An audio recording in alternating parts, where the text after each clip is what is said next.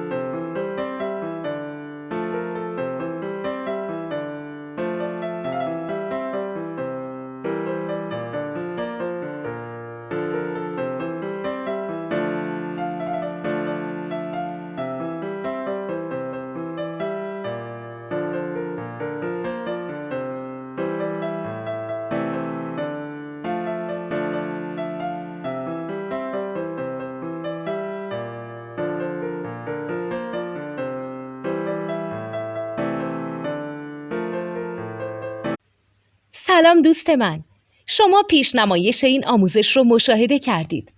برای دیدن آموزش به صورت کامل میتونید به وبسایت نوت2 که مرجع آموزش موسیقی هست مراجعه کنید.